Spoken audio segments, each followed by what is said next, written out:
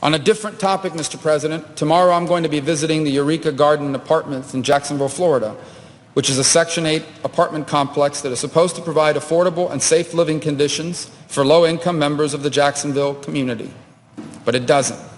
Instead, its tenants have for years been subjected to dangerous, often downright disgusting living conditions. They've raised their concerns repeatedly with the managers of the facility and with local officials, only to be met, for the most part, with bureaucratic indifference. I and my staff have been working on this since it first came to light last fall, but there's been a frustrating, disturbing lack of progress from the Department of Housing and Urban Development, and more importantly, from the owner of the complex. So frankly, I've had enough.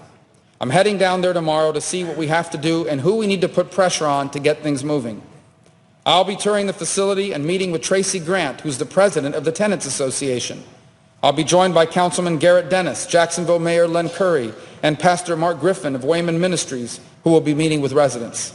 I intend to commend the residents tomorrow for how united and resilient they have been throughout this ordeal, even while the federal government has failed them. The Department of Housing and Urban Development has for years certified this facility, a facility that has put hundreds of families at risk. When HUD inspected the property last summer, they passed the complex with a score of 85 out of 100. Less than a month later, residents were complaining about how bad their living conditions were. When my staff visited the complex, it was nearly unlivable. They saw crumbling stairs, they saw black mold, they saw exposed electrical wiring that had been covered up by a trash bag. They smelled the natural gas that would soon hospitalize residents days later. This was and is unacceptable. My office, along with Mayor Curry, the City Council, and the Tenants Association, pushed for months to have improvements and repairs done to this complex.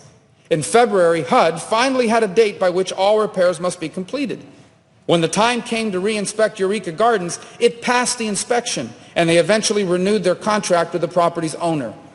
But the residents continue to say what they've said all along. HUD's inspections aren't working. Just recently, HUD revealed that Eureka Garden passed with a score of 62. The passing score is a 60. However, a senior HUD official admitted that HUD officials do not believe the property would currently pass another inspection. So HUD essentially admitted that it has certified a failing facility. Something is clearly wrong with the inspection process, and Floridians are being hurt because of it. So I'll be down there tomorrow to find out how we can put an end to this problem once and for all.